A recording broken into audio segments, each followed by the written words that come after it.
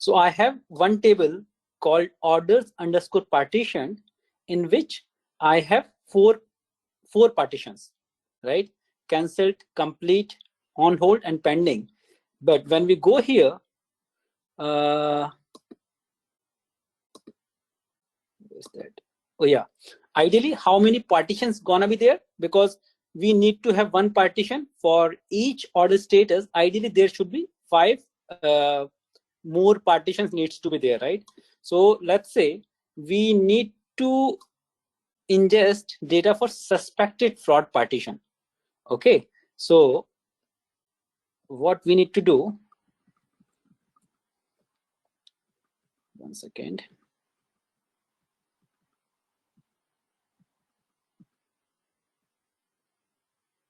Okay,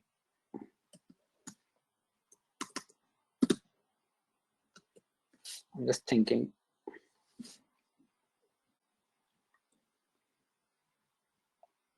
Okay, so what I'm showing you here, that I already prepared the data set for you guys under this directory, I think. Yeah, so this is, so when we open this orders directory, it has 9 different directories. Okay, it has 9 different directories. How many directories are there? 1, 2, 3, 4, 5, 6. Anyways, so it has 6 different directories. Okay, so let's say we want to ingest this data, right, into partition table. Now the question what was asked, can we put this data into some other partition, or do we need to put the data into the suspected fraud partition? Like, is it always preferable to have the partition directory and the partition data to be same? Ideally they need to be same, then only it will make partitions, right? Then only it will make the partition more productive. But we can put any data anywhere. We can put any data anywhere, right? So let's say if I go here into Hive and I say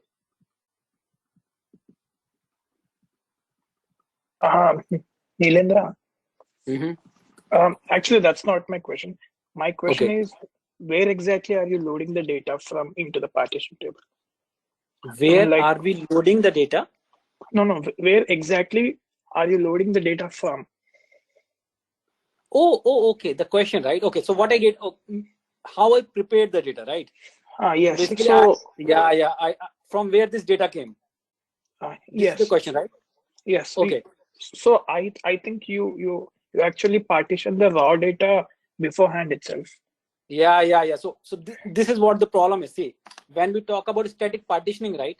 So we need to have this male, female, and other file needs to be processed beforehand, right? Then only we can have that partition data go to the partition directory, right? Okay. Now what I did before this lecture, before the last lecture, what I did, I go to the scoop section, right? I go to the scoop section somewhere here, and what I did, and just this is for you guys, okay? So I go here, and then let's say, one second. Okay, anyways, so I go here, and then I go here, and then I run the scoop command like this, okay? And the username, password, and everything. And then I run hyphen query, right? And then I run some query like this: select star from orders where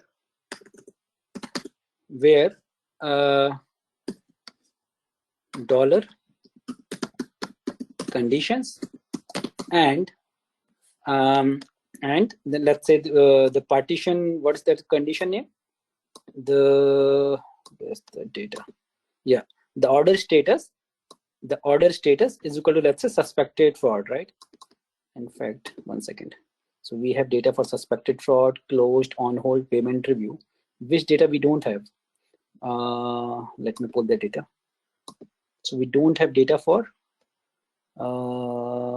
cancelled, I think.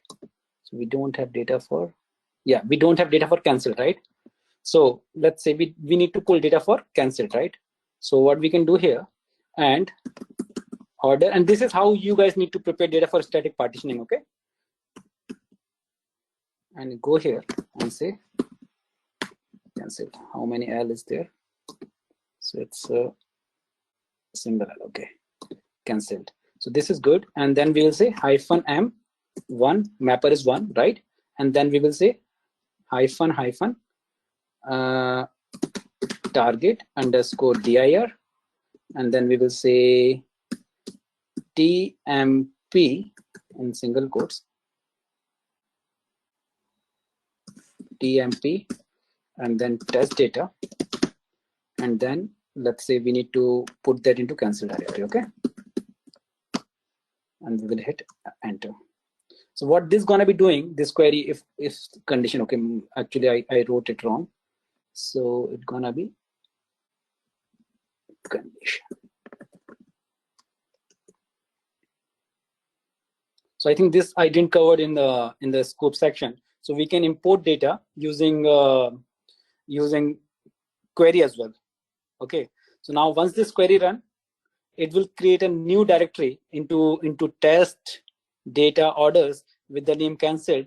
Now let's say if I want to use that directory to pull data into partition, so what I gonna be doing? I'll go here into Hive, and then I'll go to this section, partitioning and bucketing, and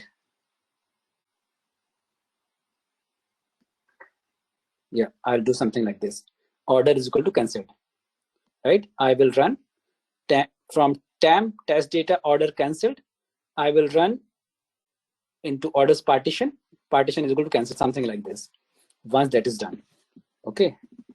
So let's see quickly.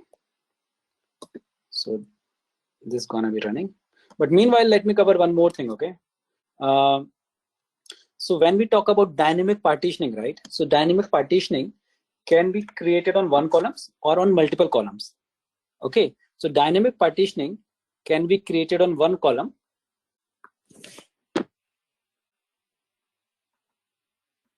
Can be created on one column or even multiple columns. So when we create dynamic partitioning on multiple columns, then we need to mention one property called this one. Hive exact dynamic partitioning mode is equal to non-strict. Why? Because what Hive is saying that by default, if this property is true, Hive exact dynamic partition is equal to true, it will create dynamic partition for you. But if you want to create partitioning on multiple columns, how partitions gonna be created for multiple columns? If you mention 2 columns, then it's gonna be 2 factorial, right? So let's say we have not 2 factorial actually. So let's say we have a country, and then we want to create country, and then let's say state. Okay, so in US gonna be 57 partition. US country is equal to C is equal to US, and state is equal to, let's say, whatever, NY. In this way, there can be 57 partition here, right?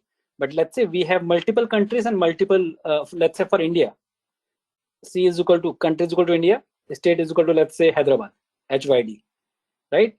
So in this kind of scenario, when you have partitions like this, you need to mention one more property is equal to non-strict. By default, it is strict, and if partition mode is equal to strict, it's gonna be only partitioning on one column. As simple, okay? So now you have, now coming back to this static partitioning. So when you query here, test data orders, you can see one more directory should be created here with cancelled. Okay, yeah. So now, one second.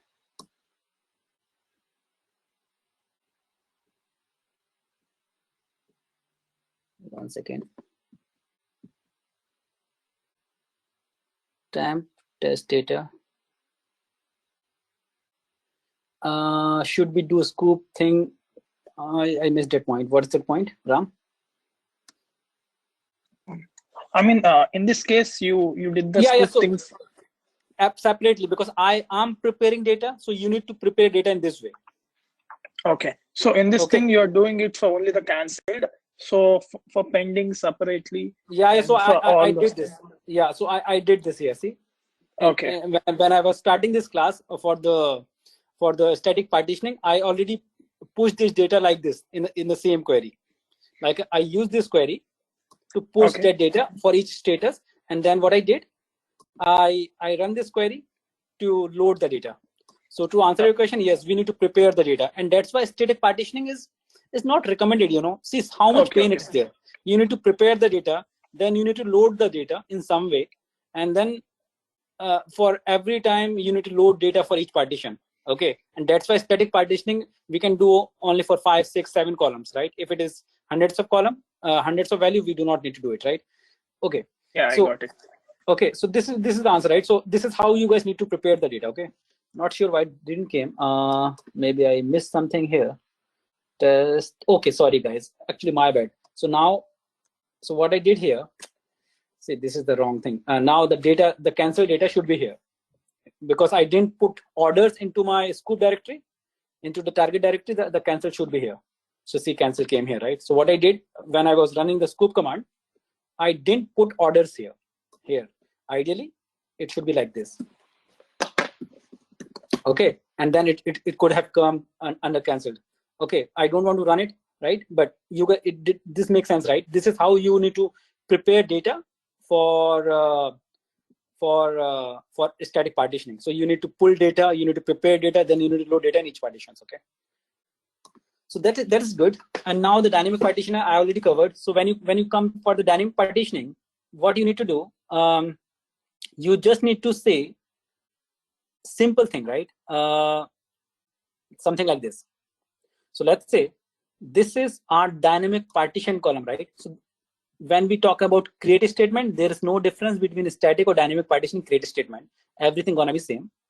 When we work about, when we think about dynamic partition, the first thing what we need to do, we need to put these two statements. Okay, so let me run it again, although I ran it last week. So we need to go to Hive, paste it here. So these two things are done. Okay, and now what we need to do, last time what I did, I need to change the table name to this.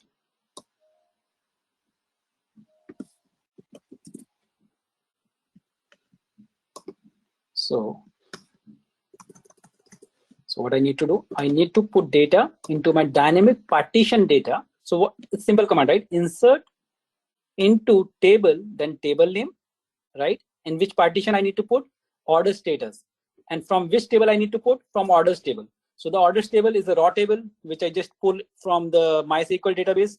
It has no partition data, right? So it has only raw data. So when I run select star from orders, and I asked the Hive, okay, select all the data from this table, from orders data, and whatever orders order underscore status value this table is having, orders table is having, segregate them into different partitions using your some logic, create separate directories, do everything for us.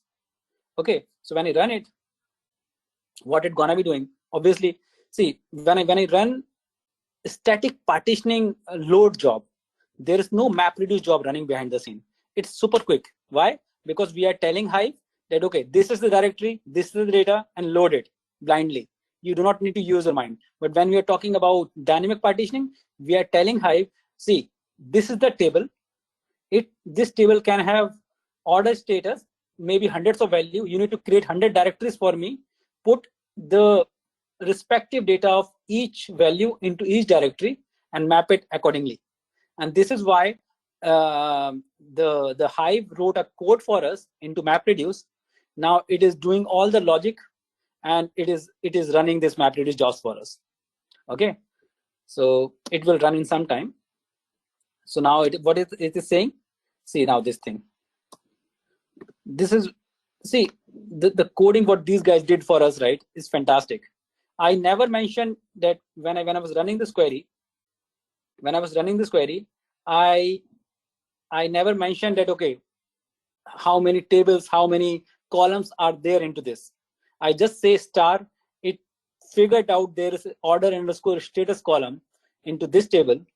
It mapped this table order underscore status to our Hive order underscore status. It created the directories, and then everything is done. Okay, so this, see now, so what it did, it created these directories for us, and then it loaded those directories with respective records. So let's say we have suspected fraud, we have 49,792 records. So it put those many records, a number of things, right? So now when we go here, and when we order underscore, sorry, so let me copy it here again, and I'll go here. So it should have 9 different directories inside this table, right? So why these 9 different directories? Because we have 9 distinct value of order status inside our order table. So we have found 9 items, right? And now let me show you one more thing. When I go for this cancelled order, right, and I view this directory, so this is the directory name. So this is a directory name, right? Order underscore status is equal to cancelled is a directory. Am I making sense? So this particular thing is a directory name. Okay, this is how Hive is created directory behind the scene for us. So whenever, so let me show you first thing first.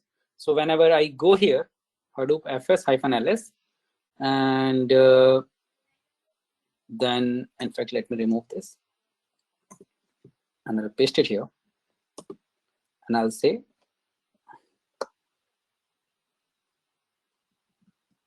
-hide.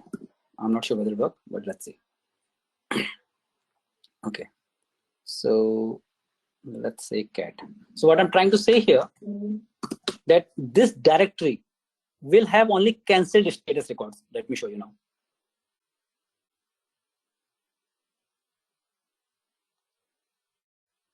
Okay, so one second, Hadoop fs-cat, sorry. And when we go for cat command, we need to show something like this. So because cat cannot read the directory, it can only read the files. Okay, so what I was showing here, that these all order status, right, is having one more important thing. Thank God I opened this directory. Can you see order status column here? No. Why? Because order status column is the directory name. Okay, now let me open the notepad and let me tell you in this in detail. Okay, so what Hive is doing,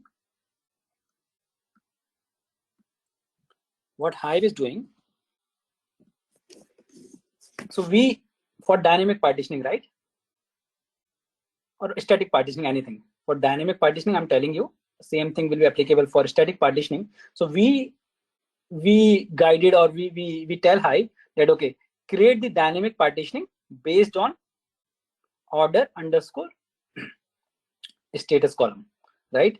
So what Hive did, so this is our MySQL, not MySQL. So let's say we have 2 tables, orders underscore dynamic underscore partitioning table, first table, in which we need to insert data, and we have orders table in which we have raw data. Here we have raw data, right? So what we did, we pulled data from here to this table, and we tell Hive that, okay, pull the raw data from orders table and put it into partition of this table. The partition name, the partition should be based on order underscore status column, right? So what Hive did, Hive take this column, it queried the raw data or this table, and it find out that, okay, there are 9 separate values into the orders table. So what it did, it created inside HDFS, inside warehouse directory, it will create 9 separate directories. And what is the directory name? Directory name gonna be the partition name what is the partition column name? The partition column name is order underscore status, and then the column value name equal to, let's say, cancelled, right? So this gonna be the partition name. This will be the column name, and this is gonna be the column value. One more interesting thing, that the data inside this particular directory, will not have order underscore status, right? The data inside this particular directory will not have order underscore status, because what Hive is doing, so whenever we run a query like select star from order dynamic partitioning, ODP, I'm just writing the short form, orders underscore dynamic underscore partitioning, where this, I copied this clause here somewhere. It's gonna be order underscore status is equal to cancelled. In fact, let me write it in full form, CANCELED. So what Hive will do to run this query, it will see the first, the where clause. It will see, okay, the where clause is something like this, ODP. Okay, how Hive will work, let me explain in detail now. So how Hive works, so whenever we run the query, it will go to the Hive execution engine, right? Hive execution engine will go to the Hive meta store.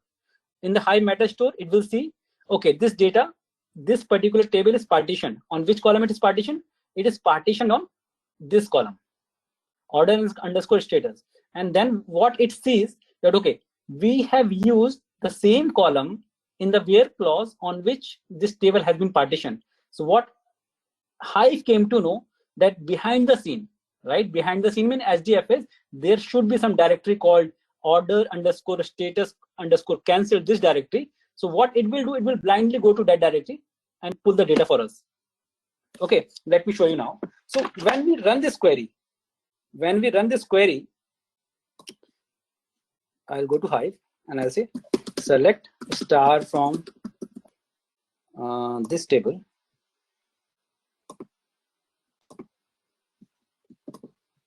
So what I'm showing here, although in data file there is no column with the order status, right?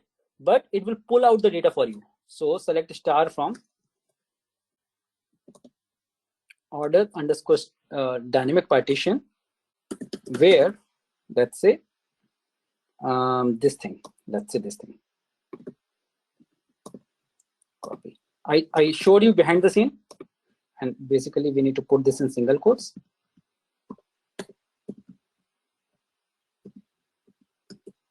Okay, so now see, the data for this cancelled column came here, right? But when we go on behind the scene, this is the raw data for cancelled status, right? There was no cancelled column here. So what Hive did, and this is how partitioning works. Although the partition column is not a real column, it's a virtual column, but for end users like us, it will be a real column. Here, when I say star, right, it considered the partition column as a real column, and it reads the value from the directory name, right? And that's why it is super fast. First of all, it only need to scan one particular directory, right? If I go something like this into orders table, in fact, let me do something like this. So if I run the same query on plain table, right? On the plain table, what it's gonna be doing, it will do the full table scan. It has, let's say, 64,000 records, right? Whatever n number of records, it will scan all the 64,000 records. Then it will put the where clause for us, and then it will return the result, something like this. Okay, so, and that's why the partitioning is super fast and it's super beneficial, and it is one way of optimizing the query. So it is always beneficial to partition the data or the table if the cardinality of the table is low. Cardinality of the table is low means if the table has, let's say, less than 500 rows, 500 type of columns, 500 type of value, right? But the question now arises. I'm always telling you that if cardinality is low, go for partitioning. But next question is, if we have very high cardinality, let's say we have a table called employee. In this table, we have only 2 columns. Employee ID and employee name, right? So employee ID gonna be 1, 2, always unique value till let's say we have 10,000 employees into my company, and the name cannot be unique or can be unique, right? So let's say ABC or something like this, right? So maybe the name will repeat, and let's say this name is XYZ, something like that. So in this case, on which column you need to partition? So if you partition on employee ID column, there will be 10,000 partitions into that Hive table. There will be 10,000 different directories onto HDFS. So your name node gonna be overburdened, right? If you partition on employee name, there may or may not be 10,000 columns, but for sure there are gonna be 9,000 plus columns. Let's say our 1,000 names have been repeated, right? They're gonna be more than 9,000 columns. So in this kind of scenario, the question arises, okay, obviously there needs to be some way in which we can optimize the select queries, or there should be some performance tuning way. So what Hive recommends, that if cardinality is high, it's not recommended to go for partitioning. There's a concept called bucketing, right? Or bucketing has other name called clustering. So what Hive suggests, that okay, if you have high cardinality, what you can do, you can bucket the data into limited number of buckets, right? So in partitioning, whenever I talk about partitioning from now on, I will always talk about dynamic partitioning. So in partitioning, we never say Hive create this many partitions. We never say Hive.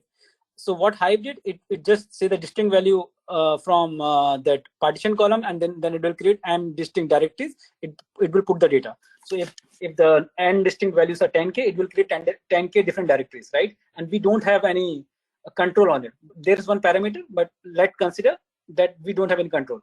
But in case of bucketing, we are telling Hive that okay, only create these many buckets. So what in this case of particular scenario, what we will say, divide employee underscore ID into 4 buckets. So this 4 number is defined by us, like we will define this number. So we have full control, even though it's gonna be 1 million or 10 million, the records gonna be always distributed into 4 buckets, because we are controlling that. Now the question arises, how Hive gonna decide which row will go to which bucket? So let's say we have first bucket, second bucket, third bucket, fourth bucket. Okay, bucket number will always start from 0. Okay, so let's say how Hive will decide that which record will go to which bucket. So Hive has the by default bucketing functionality will be based on hashed function. Okay, so let me tell you one thing here, how hash works, right? So we have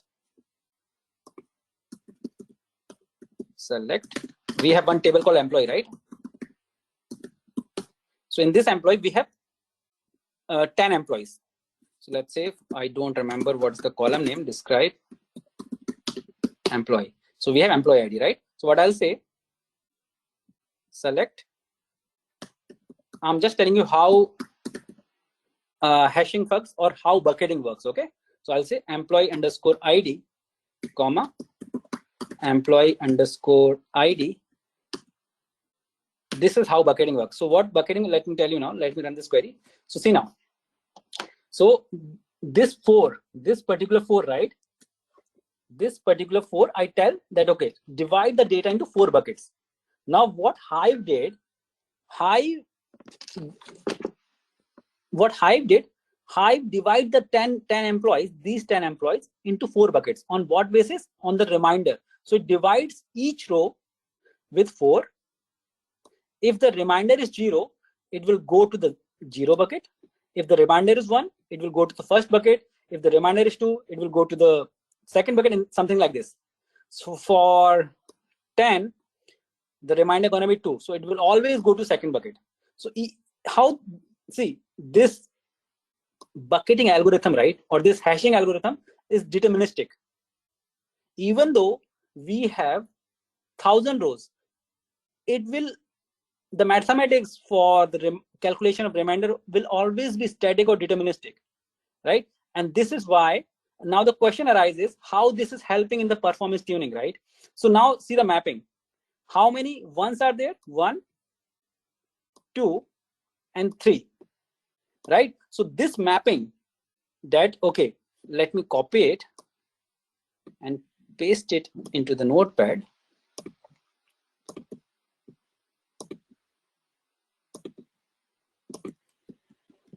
Okay, so this is the data, right? So there's one mapping in which we have 0, 1, 2, 3 buckets, right?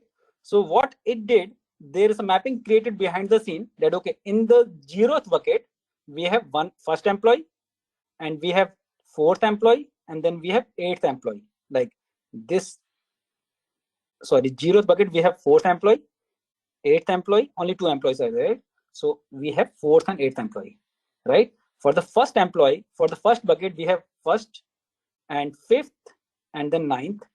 For second, we have 2 and then 6 and then 10. For third, we have 3, only 1 employee, right? So this mapping has been created.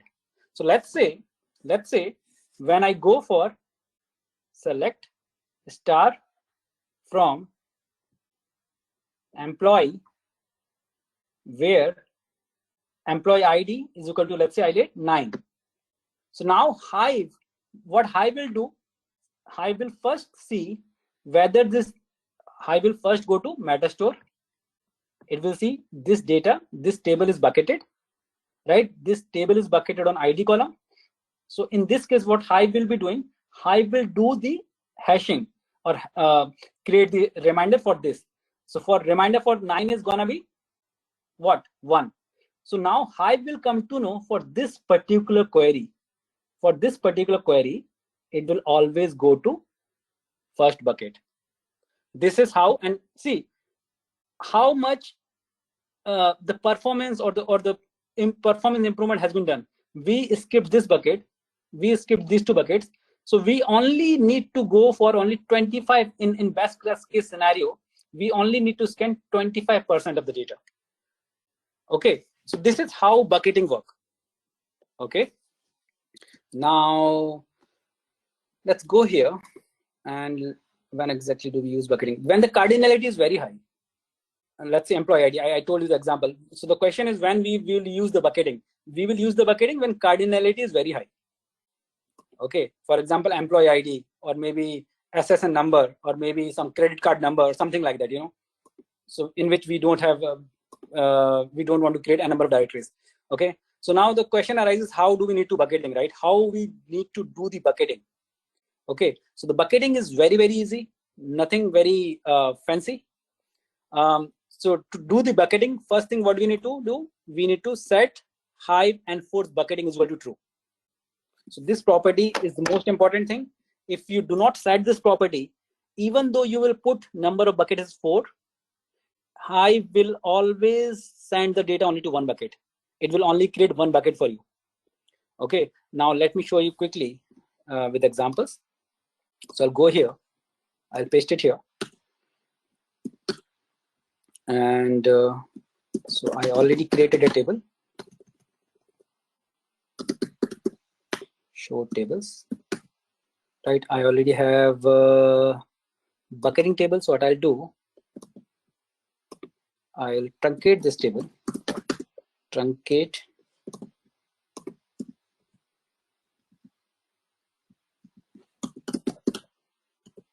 So the table is truncated, select star from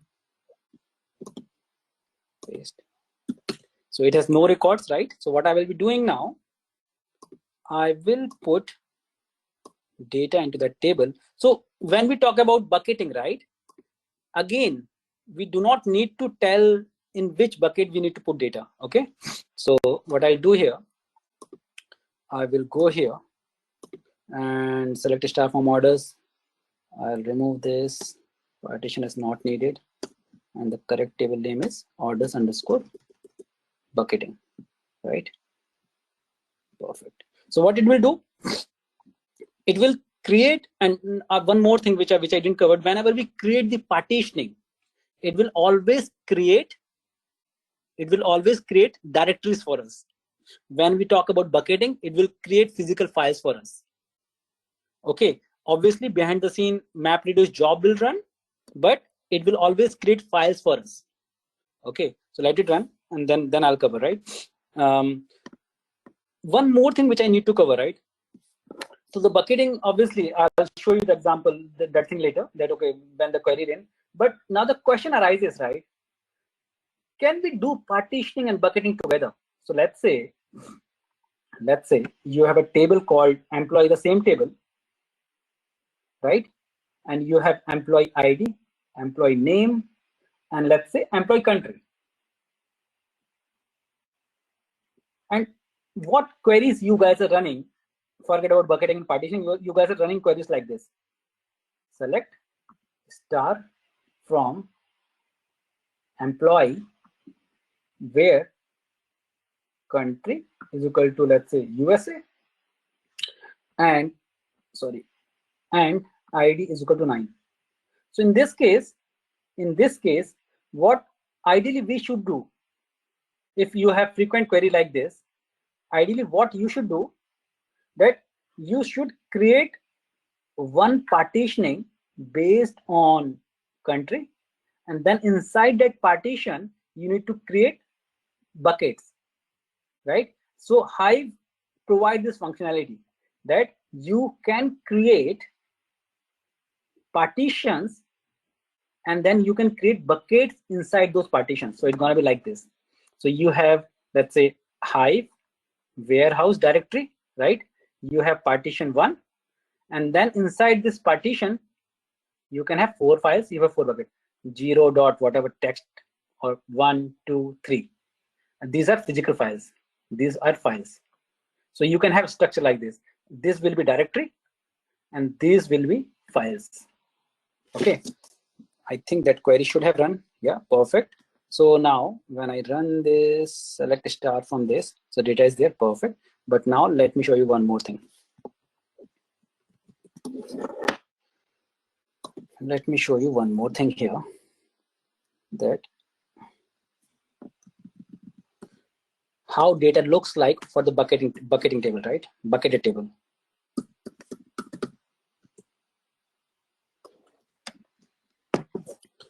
So data gonna be divided into 4 particular files. Hive, 1 second, guys.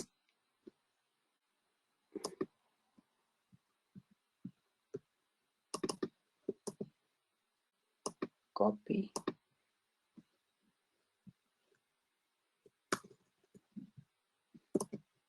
Paste.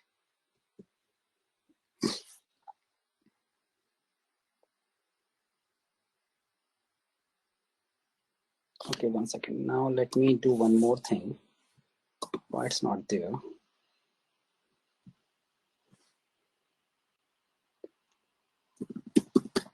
Describe, formatted. So this is how you need to debug, you know, in some case if it's not working.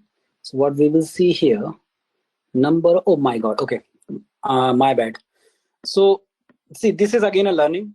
I'll cover it, and it's good that I got that error, right? So what we can see, that it is based on order ID, right? So when we talk about bucketing, right, the first column should be the bucketed column. So I think I have that somewhere here. No, okay. So let's say I will have, first let me do one thing.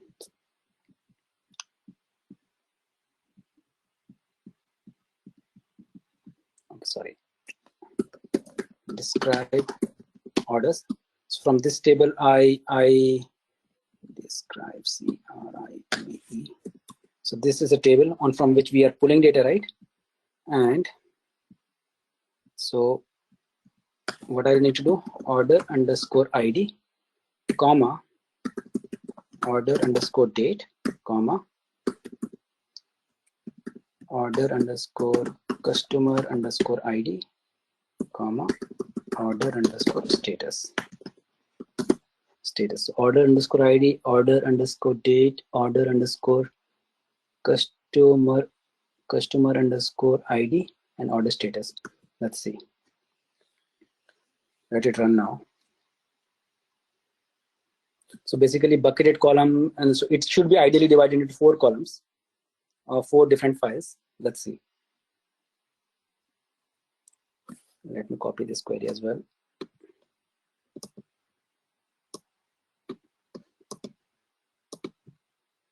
And paste it here.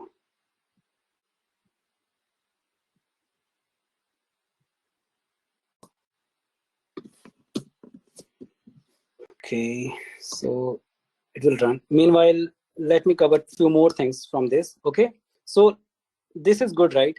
So let's say I was covering this example that, okay, can we create bucketing inside partitioning? Yes. So how do we need to create it? So when we talk about bucketing, right?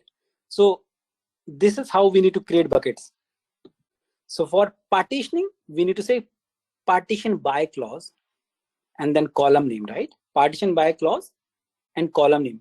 But as I told you that we need to tell Hive how many buckets we need to divide the data. So we will use cluster by, since bucketing is also called clustering. So we need to say cluster by the column name. This column must be the column with high cardinality. This is preferred. And then we need to say how many buckets we need to divide the data. Okay, now I'll cover this command. So let's say we have 4 buckets here, right?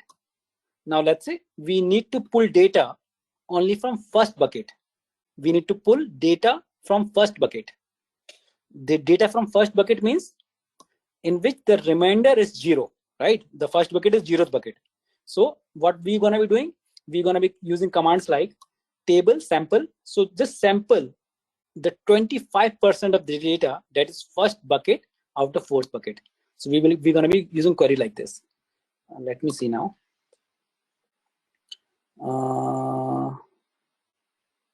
Not sure what's not working, guys. So 1 second.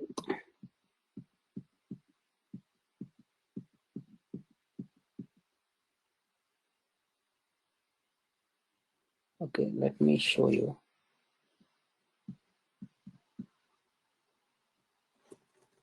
Okay, 1 second.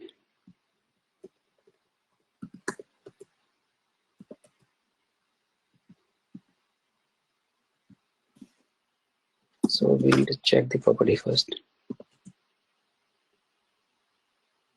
1 second. I think this thing is not correct. The spelling is mistaken, something, you know. Let me do it for you. Okay. So yeah, so I always do the spelling mistake, right? So actually there's only 1 T in bucketing. So now let me, I'll cover 2 scenarios here, right? So what I did wrong here, that when I'm setting this bucketing, right? When I'm setting this bucketing, I was doing it wrong. Okay, hive.enforce.bucketing property should be set to true, right? And when I was starting bucketing, I was telling you one example that if we don't set this property, hive enforce bucketing, it will always create only 1 file for us. It will always create only 1 file for us. And that's the important thing, that we need to set this property perfectly. Okay, so we'll go here and then let me run it again now. So now see this thing. Number of reduced stack determined at the compile time is 4. Okay, so what mistake I was doing? I was setting the wrong property, the property which does not exist. So I was setting the wrong property, right? So let it run now. It will create 4 files for us. Okay, so one thing I will do for you guys, I'll copy this and I'll correct this document first. Okay, so now you guys won't do the mistake, right? So now for bucketing, we need to use cluster by clause. For bucketing, we need to use cluster by clause, the bucketing column and the number of buckets in which we need to decide the divide the data. For partitioning, we need to use partition by clause, right? Now the question arises, if we need to do partitioning and bucketing both, we can do something like this. It's very simple. So we can use the both clauses together. That okay, partition by order status, and inside that partitioned by directory, divide data into 4 buckets, right? So let's say we have order status as partition, right? Order underscore status, and let's say I'm just covering cancelled status. So cancelled. So inside this cancelled, let's say we have 5,000 customers who has cancelled their order. So what it's gonna be doing, it will create a directory order underscore status is equal to cancelled, right? And inside this directory, what it will do, it will create 4 files for us. 0, 1, 2, 3. Inside first file, it will put all the customers who has order ID, who has this order ID in which the remainder is 0. So let's say fourth means, let's say order number 4 or order number 8, something like this. Here will be order number 9 or order number 13, something like this. Okay, so and these are files again. So we have directories at the top, and then we have files inside the directory. Okay, so this time it is taking more time, because one more thing, right? Number of bucketing will be equal to number of reducers. Why? Let me explain one more thing here. By default, number of output files is equal to number of reducers. So in this case, how many files we want? We want 4 buckets is equal to 4 files, and that's why is equal to 4 reducers. Okay, so see, again, everything is interrelated. Okay, so what this guy is doing, this guy is now like Hive is running query for us. It is running 4 reducers for us, and then why it's running 4 reducers? For the first reducer, that is first reducer, it will put every data which has 0 numbers into it. The remainder is 0. Okay. Okay. I won't be covering this in practical because this is very simple thing. So let's say we have a table. With number of with bucketing and partitioning as a single table, right? What it's gonna be doing for you? What it will do for you? It will create number of directories, the number put of files.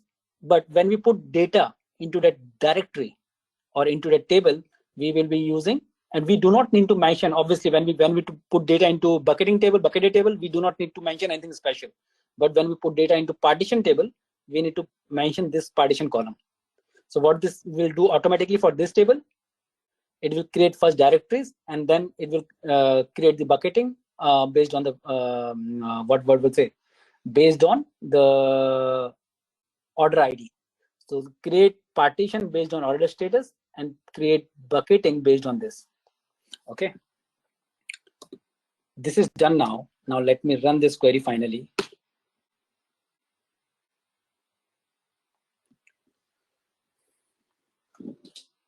So it should have now 6 item by 6 item, because obviously ignore this copy 1, copy 2, because it tried to copy it. But when you see here 03, 02, 01, and 00, right? These 2 were I ran the job wrongly because of this Hive property. That's why it didn't override it files. It created a new file for us, copy 2 with a 00. So in the 0th file, it will have all the elements in which the remainder is 0, 1, 2, 3 respectively will have the remainder 1, 2, 3. Okay, now let me show you one more thing. I think I put the data for this table. So I already I'll show you the internal structure, because the data, inserting data is not a big thing. 1 second, guys. Sorry.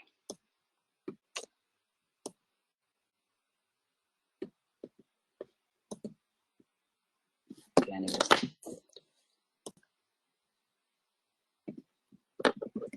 Let me show you here as well. I think data should be here.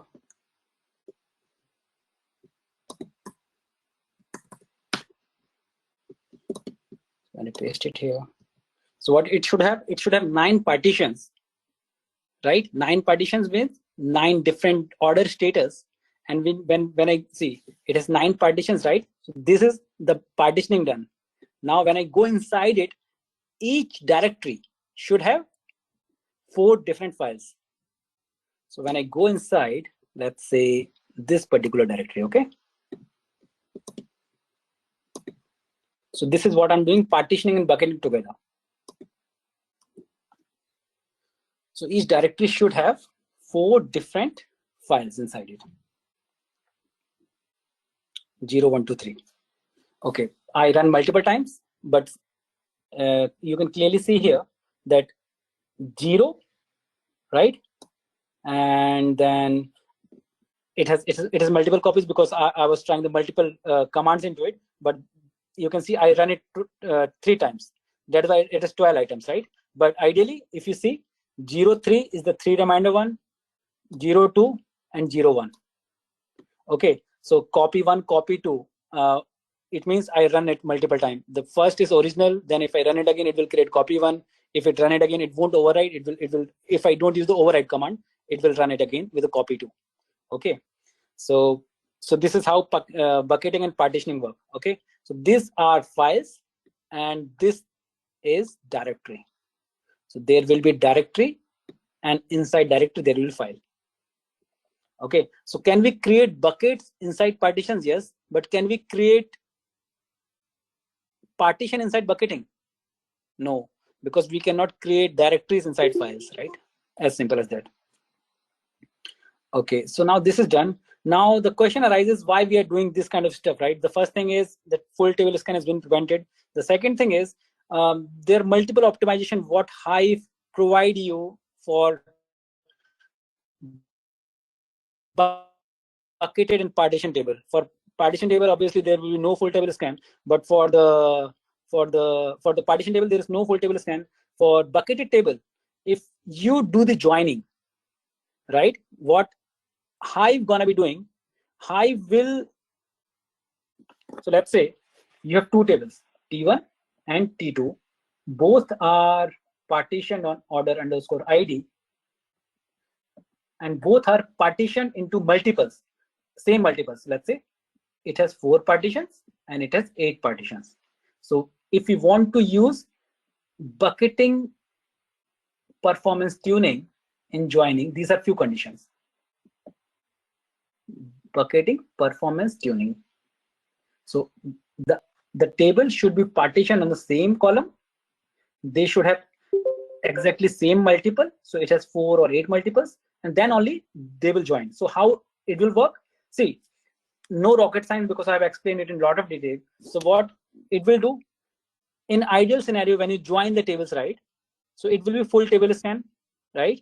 But in case of bucketing table, it will only compare buckets of integral. For example, 2 may be compared to 4 and 8 here, something like that. Okay, so it will be the full table scan has been prevented in joining as well, and that's why the bucketing is super beneficial when you talk about joining. Okay, so and I have put one very good article here, but to do the joining, right, to do the bucketing joining, you need to use these properties: Hive optimize bucket join, Hive map join. This is the property which you need to put when you want to use this condition. Let's say if you want to go for the bucketing join. Okay, one more thing which I need to cover, it's not related to bucketing. What Hive do for you, there is one property called Hive set auto convert join. What Hive do, so basically you guys know, right, what Hive is doing behind the scene? It is writing a MapReduce job for you. It is writing a map reduce job for you. And you guys already know that when we move data from map to reduce, there is a shuffle and sort in between. And one more thing you guys know, that the data which moves through the network, the less data which you move, the more efficient the process gonna be, right? And one more thing which I'm telling you, that when you do the joining, most of the cases there will be shuffle and sort phase for sure, right? So data will move from map phase to reduce phase.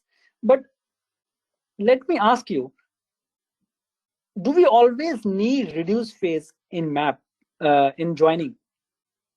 So do we always need reduce phase in joining? The answer is no. And Hive, Hive provided a very good functionality which is called Hive auto convert join, right? So what Hive auto convert join will do, so we have two tables, right? T1 and T2. So what Hive says, if T1, if small enough to fit into the memory means RAM, if fit into the RAM, then there is no need for the reduce phase. So what Hive will do, how joining will taking place, right? So you have a cluster, right? You have a name node, then you have multiple data nodes, right? This is how your cluster gonna be, right? Data node 1, data node 2, data node 3. And then you have, this table is big table, let's say 1 GB. And this table is, let's say, 200 MB or something like this. Not 200, let's say 25 MB. Okay, so what Hive do, that rather than it will shuffle data, see what joining will do, right? So what joining do behind the scene? So you have a table, you have different rows, 1, 2, 3. You have one more table, you have 1, 2, 3 rows. So what it will do, it will join this one row to this one row, and then give the output to the output directory. This is what joining is doing, right? So this table can be on D1, data node 1. This table can be on data node 2. So this row either need to go here, or this node either need to come here, or they need to come on some data node 4 or something for the intermediate results, right? But if this D1 is small enough, and we can do something like this. If this T1, not D1, so we have D1 data node 1, we have data node 2. On data node 1, we have T1, which is small, right? This one is small. And data node 2, we have T2, which is big. So what Hive suggests, that if you enable this property, auto convert join property true, then what Hive will do, if this data is less than 25 MB, Hive will copy this data, T1, to each and every node on which T2 is there. So T2 is, see, we are talking about distributed system, right? So T2 can be on D2, D3, and D4. So here can be T2, here can be T2. So what Hive will do, it will copy this data here, and this data here. So now all the joining prerequisite has been present.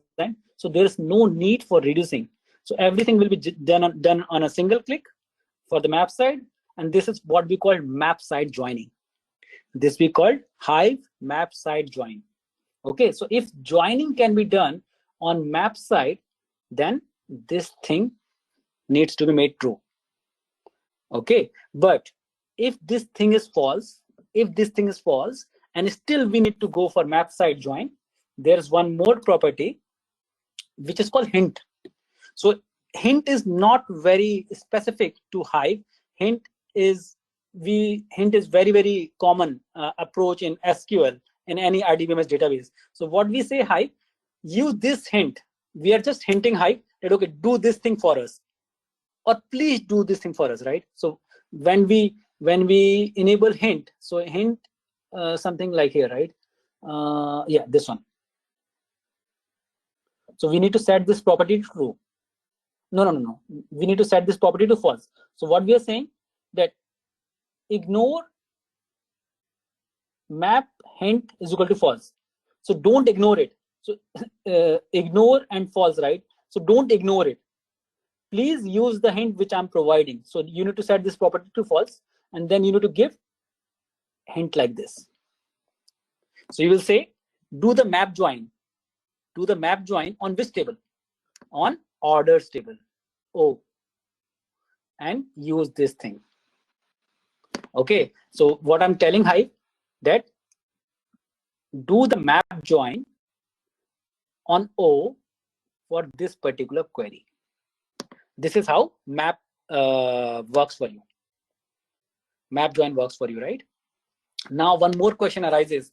I'm always saying one is small table, one is small table, right? Who will decide this small table? For different people, small table is different. For one, it's gonna be 250 MB. For another, it's gonna be 1 GB. So for Hive, the small table definition is this. So in fact, let me remove this. So for Hive, small table definition is defined by this particular parameter. So let's show you here. So go to Hive quickly. You guys can practice it on your in your system, but let me quickly cover it. Okay, 1 second. Sorry.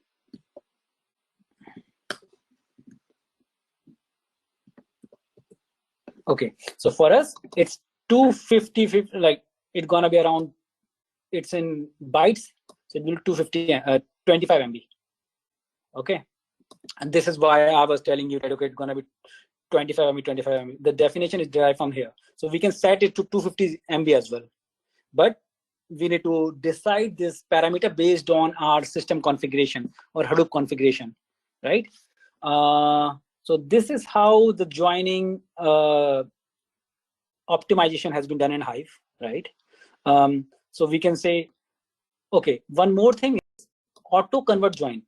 So auto convert join is again a very good feature what Hive provides for you. So what this will do, that if one table is small enough and fits under those small table definition defined by this particular property, a small table file size, then it will automatically do the map side join for you. Okay, and bucketing map join I explained in this example, like this one. If two tables are bucketed on the same column, if they have the same integral multiple, then the bucketing will take place. The bucketing optimization will take place on this. Okay. Few more things. So there are few different engines on Hive, right? So I'm always telling you that Hive behind the scene is running MapReduce job for you. But can we change that engine for MapReduce engine to something else? Yes, we can. So how do we need to change? There's one property called Hive execution engine. Right now, let me show you quickly. Set, not here, it should be in Hive. So set. So it's MapReduce, right? But if I need to set it to Spark, what I can do? Spark here, and I'll say Spark. So what it set the Spark execution mode to Spark. Now let me run this query. Where's that? In fact, here. So the count star will run some MapReduce job, right? But since I change my execution into Spark, it will be Spark here in two minutes. Okay, let it come.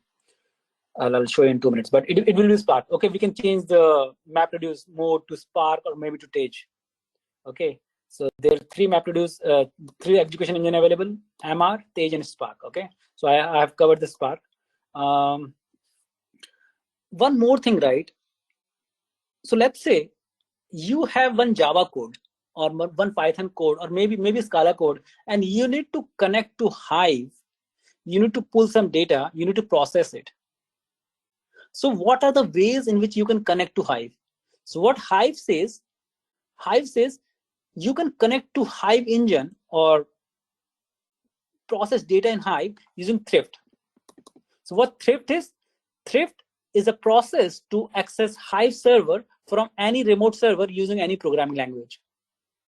Okay, so let me go here now. See now. So what this did, rather than starting a MapReduce job, it started a Spark job for me. Okay, now let me cover thrift. So thrift is a way in which you can write your own logic, connect to Hive, and then do some processing into a programming language, right? So what I did here, I go to my I go to the Eclipse, right? And what I did here, so first of all, you need to give the driver name. So what driver I'm using here? I'm using Apache Hive JDBC driver, right? And then I need to connect to Hive. So for me, the Hive is hosted on the local host on this particular port, on which I need to give the database name. So it's default for me. Okay. So now what I am trying to do, and what I'm trying to say here, that create a statement for me, right? And then execute those statements for me. See this thing. So create a statement. Obviously, I'll create a statement first, and then execute those statement as a query, and print the result set. Okay. So what I did here, I imported some driver manager statement, result set, and number of things. I give the driver name. I give the Hive hosting address, right? And then I created one statement. I say, okay, this is the table name. And then what I say that, okay, for this particular table, which I defined here and categories, this one, describe the table name for me, right? String. This is nothing but a string. Okay. I name that string SQL, and then I say, okay, running this, I'll cover that. And then I say result set, result, and then execute that SQL which I just created. So execute this SQL for me. Okay. And till the time you have some result into the result set, print that thing for me. Okay, let me run it now. So what I'm doing here, see, this is how you need to connect to Hive. Okay, so see this thing. So what this guy did for me, this program, so it connected to Hive, right? It describes the table which is into my default database, and then it run the query. Okay, now let's say I want to run select count star, right? So you just need to say select count star here and run it again. So now it will induce a MapReduce job for you. So it will say okay. So it will take time for a minute. So cancel, and it is running. So it will run the first query very fast. Now see this thing. So it's almost doing the same thing, right? What I was doing on the console.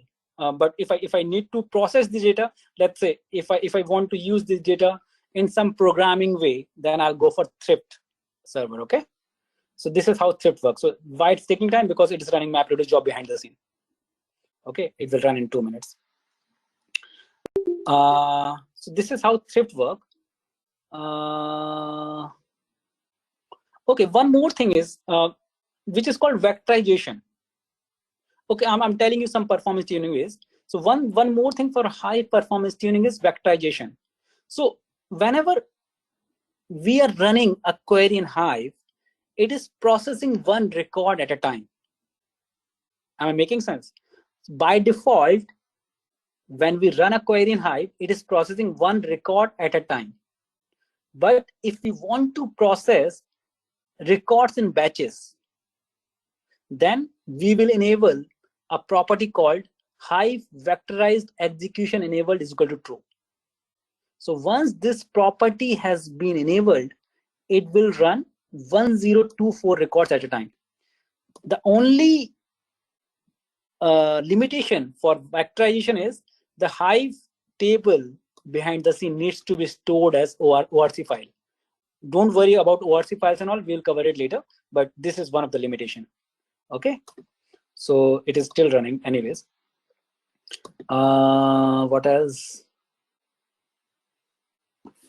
Yeah, I think that's all from Hive point of view. I'm stopping the recording.